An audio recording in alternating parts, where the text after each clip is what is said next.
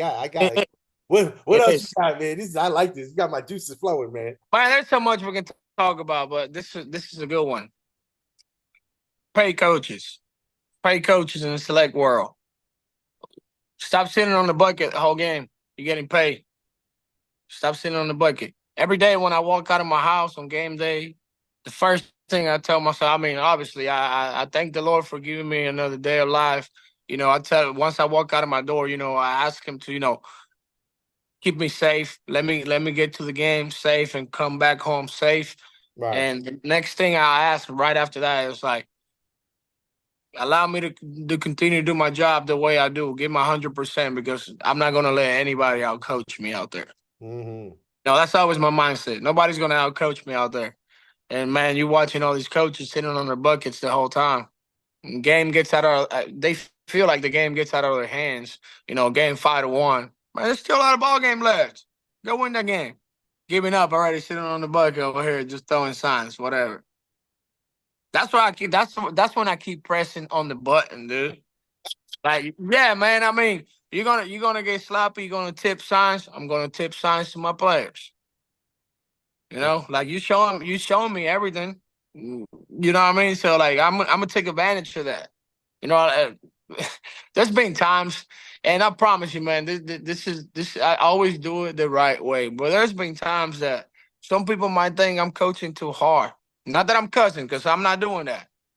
But it's the intensity I bring to the game, right? But I coach that way because I love the game, man. That's all I know. Right. You know, I come from the Caribbean, dude. Like a lot of people don't understand that baseball. They see you coaching out here and they might think you're even crazy. But that's how baseball is played where I'm from. It's played hard. Play You hard. know, there's a lot of man. This past tournament, we're beating this team, left and right. It was gonna be an easy win out the gate. But that doesn't mean I'm gonna stop coaching. I'm still coaching. And my team, they love having fun. They like to chant, they like to do some singing, some whatever in the dugout, whatever. At some point we're doing that while we're winning the game, and I'm coaching hard.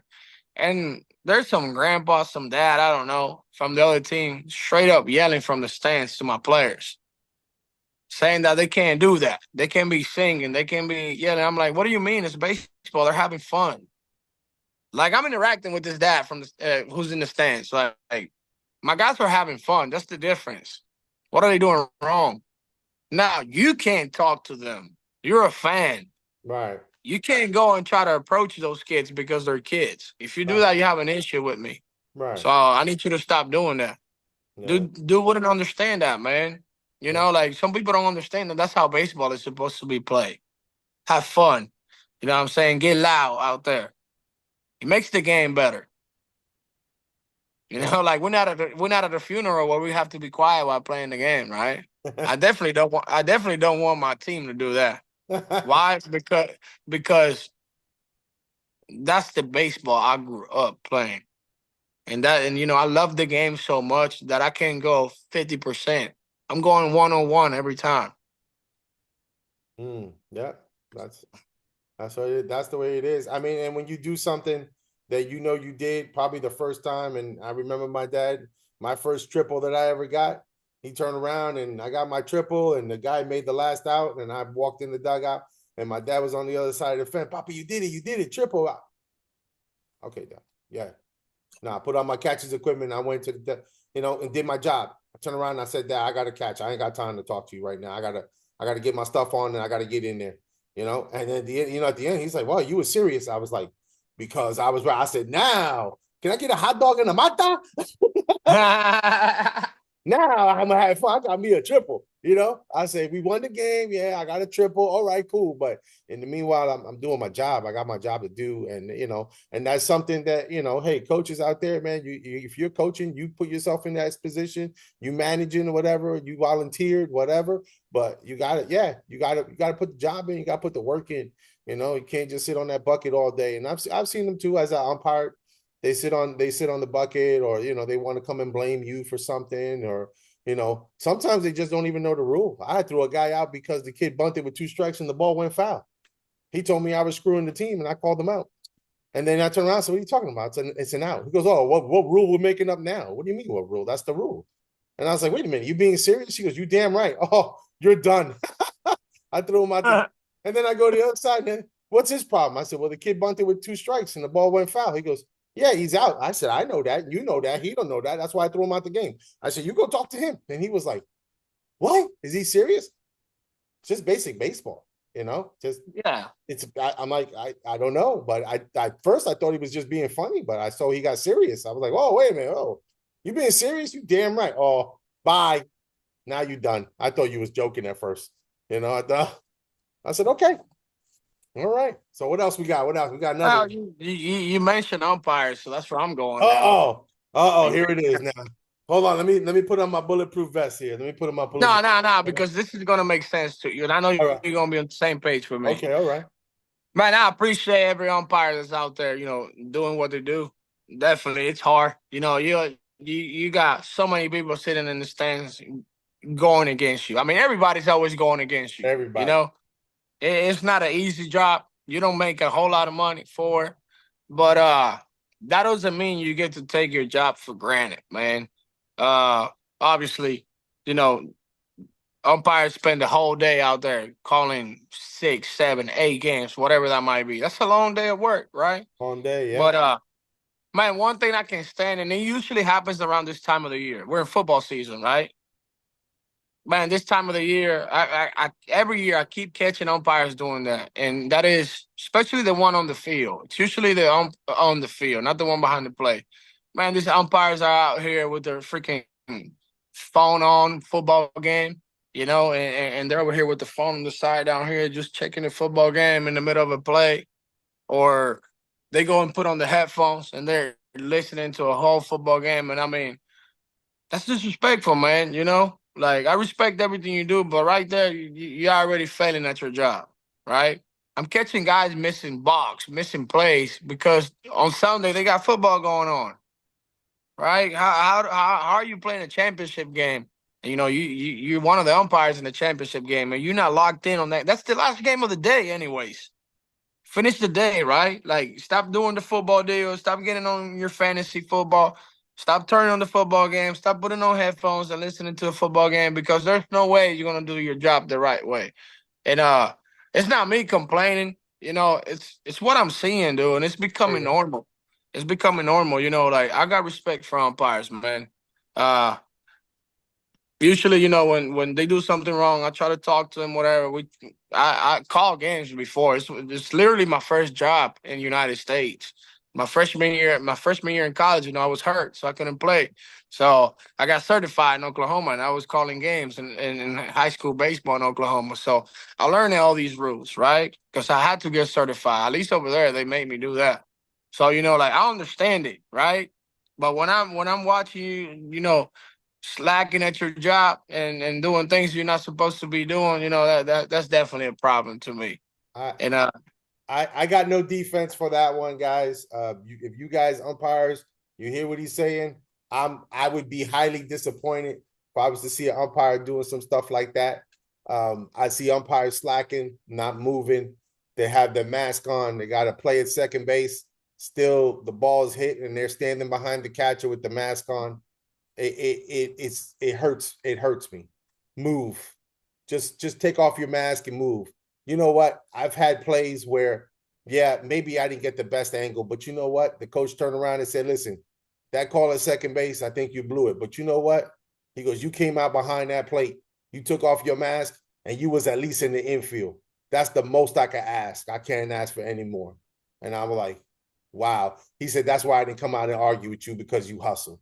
And I said, okay, hey, I appreciate that. He said, no, I appreciate you. And when you're truthful, I've been in situations where I've been out of position and I've had the managers come out and say, hey, you were out of position. Yes, sir, I was. Oh, well, you got to change that call. No, sir. I called him out. And he's like, well, I said, I gave you my best judgment. And in my judgment, your runner is out. And yeah, but you were out of position. I understand that. I got you. I understand. And I'm going to let you vent because I was wrong. And I gave you my best judgment. But I'm not going to lie to you and say, no, I wasn't the right. No, you weren't. No. Yes, sir. You're right. I should have been on the shortstop side and not the second base side. I understand that. I understand, but I gave you my best judgment. And from my angle, that's what I saw. And they'll, yeah, but yeah, I gave you what I got. That's all I can give you. Nah, man, and that's what it's all about, dude. Like, if you're up in the game, you're gonna make mistakes. Nobody's perfect, right? Especially when all these calls are, judgment calls, right? Like, you're gonna mess them up, just like you're gonna get them right, and that's okay. But when you show them that you're giving out your 100% out there, just like a coach is doing it, like myself, if I'm giving my 100% out there, my team is giving his 100% out there. Umpires, let's go. Match it. You got to match that. You got to match that intensity because there's no way my kids, my 10-year-olds are moving faster than you out there on the field. You're a grown up, right? So if they can't, if they're moving a little faster, you might be a little distracted. You might be doing this, right? It's okay to make the mistakes. I can live with that. I can live with that as long as you're showing that you're into it and you're doing what you're supposed to do. Let's go, man. Let's keep rolling. It's baseball. But when you're over here on your phone and doing this and you're not paying attention, when a kid balks and your head was down because you're looking at your phone, you bet you're gonna hear it from me. Wow. Yeah, man, it's It, bad. it, it hurts me. It hurts me in the heart when I hear stuff like that because I'm not that guy. You know what? I don't even take a watch with me. I wear a watch everywhere I go. When I umpire, I don't even take a watch with me. I take nothing. I don't have an indicator on the bases. I don't have a watch with me. I have nothing. I walk on the field with my partner. I walk off the field with my partner. I have nothing to distract me. I've even had my wife and kids come to the game and they'll scream, "Daddy, Daddy," and I won't acknowledge them because I'm in the middle of something. And then after everything's all said and done, I give them a signal. I give them hey, I saw you, but I'm working. I can't mess with you right now. Man, and what kills me the most is me knowing that most of these guys are current players. They either play somewhere or they just got done playing. It's like, man, give the game some respect. Because I promise you, if you were playing, you would be paying attention. You would be So now, upset. You would be yeah, upset if you was at first base and the umpire was looking down at DraftKings, and then all of a sudden he looked up and there was a balk, and you like, yo, that was a balk. What? Yeah. No. Or if there was a third strike appeal at first base, and you missed that appeal. right. Like when you playing, you don't take the game for granted. But now you calling the game and you gonna take it for granted, it makes no sense. Yeah. So That's disheartening. So, hey, Blues, he's telling you, John's telling you, all you Blues out there, man. And I know, hey, listen, 99.9% of you guys are on point doing your thing. I get you. yeah, But that one or two guys, come on, man. We got some ladies out there, John, too. We got some ladies out there, really good umpires.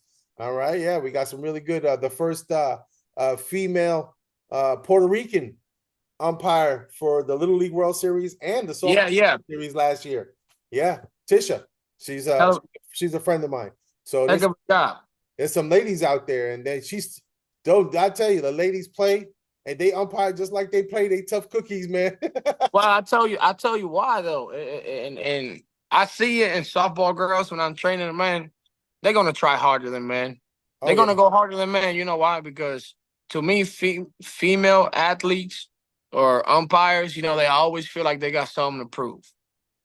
You know what I mean? Like, think about it from previous generations. Man was always counting out women. They couldn't do this, they couldn't do that, they couldn't do that, right? So now that they're getting the opportunity to do a lot of the things we do, and they doing a heck of a job, they're gonna continue to do that. You know why? Because they feel like they got something to prove. If I'm training a softball girl and I'm training a baseball catcher right here, softball catcher and a baseball catcher right here, I'm gonna see the difference because I know this girl is gonna have she's gonna feel like she got something to prove, man. And it's a cool thing to see. Like I see almost every day, man. So I can only imagine umping games. I think women are a little bit detail or more detail oriented Yeah. towards anything they do. So, like me and my wife, we cook, and she'll pull out her recipe, and it's half a cup of flour, a quarter ounce of milk, a teaspoon of salt, and I'm the flour, milk, salt. And she goes, "Did you measure it? Can't measure. It's in the desk. Leave it alone. It's fine. It'll be all right." And then I wonder why her food tastes so much better than mine. She followed the recipe. She's detail oriented. You know what, guys? We take something out of a box. We're going to build a bookshelf. What did the women do? They look right to the instructions. Okay, we need 5 screws. We need 4 bolts. We need a hammer. We don't need nothing. Put it there. Don't worry, I'll take care of it right now. And then at the end of it, going, damn, bro, we didn't use a hammer, and we got 5 screws left over and 3 nuts. We did good. Man, that's the same way between me and my wife. Like I'm always cooking like sazon Goya. Give me this, give me that. Boom. Chop the onions, ready. Ready. And she over here going through the whole recipe. Yeah, she going through the recipe. Yes. 450 degrees for 20 minutes. Get 400. Get out of here. We put the grill at 700. Don't worry. It's going to be fine. Yeah. Barbecue. Yep. Lastly, man, I think this is the last thing I got for today, man. I always come up with a few things, but this is probably the last thing I got for today. Being able to work with a national brand, man. Being able to finally, surround myself with the big dogs. I've always that's always been a dream of mine. I couldn't be a big leaguer, so I got to find another way to surround myself with the big dogs. The big coaches out there, the big organizations. And so far, that's what's going on right now. Being able to recruit some of the best talent, not just in our area, but outside of our area. Okay. That's what we're doing right now. I'm looking forward to this upcoming summer. I will be coaching our 2028 national team, which is the freshman class. Man, we got so much talent in there. It's pretty cool, man. And I'm finally able to do that, which is something I've always wanted to do. Just go out and recruit all over, the states, and not just our small Southeast Texas area. That's good, man. I'm happy for you, man. I know you've been striving since the last time we talked. You've had was it 2 babies now? We got a 1 and was it how the baby's 1.5 and 3 months, something like that? Yeah. So my oldest one is a year and 7 months old, and my younger one is 3 months old. Look at Back that. then we didn't even own a house, man. Now we finally got our own home, man. We've grown a lot in life since last time you and me got behind the camera. So yeah, man, and that's exactly what you're doing with the 5-star guys, man. You're gonna grow it. I know. I wish you the best. I wish you good luck. I know you can get something done. You didn't get this way by not keep working, man. You're always working, always swinging, always moving ahead. And as como dicen los boricua, siempre tirando puño. We always moving forward. We take that punch and keep going, man. That's why we have all those great boxing guys. Miss Serrano, I'm proud of her. Even though they stole it from her, we's proud of you. Man, that's a whole different show. That's a whole different show. I don't want to talk about that. But yeah, definitely, Robert. You know what? I think for the Latin people, it's not about so much the money, but it's more we play with pride. We take our life like that. We proud. We want our families to be proud of us. We want our parents to smile every time my name comes out my mother's mouth. Every time my name comes out my father's mouth, I want him to tell the neighbors, "Mira, Robert is doing this." My mother, Robert the other day, he did this, he did that.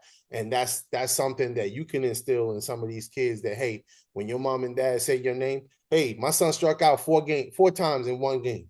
But you know what? The next game, he was 4 for 4. He was 5 for 5. He came back, he took that adversity, took it on the chin, and kept going forward. And that's what we got to teach these guys, to keep moving forward. Yeah, you're going to strike out. It happens. Babe Ruth struck out a lot. But you know what? He hit a lot of home runs too.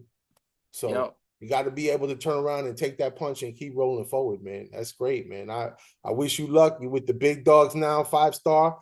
And if you guys want to check John out, how does anybody get in touch with you, John? You got that email? Yeah, man.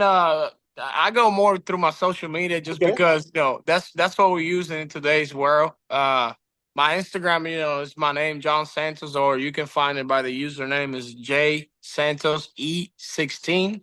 That's Okay. one. My work social media, which is Placata Player Development. That's another one, and that's where I try to communicate with people a lot more than anything else. Just because you open up your email to everybody, and it could turn a little bit a little bit Yeah, it gets crazy. sideways. Yeah, that's right. So, But you know so what? If I'm a dad and I have a question, they can reach out to you.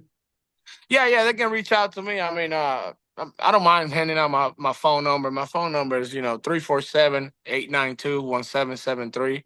Okay. Uh, anytime somebody has a question, they can reach out to me.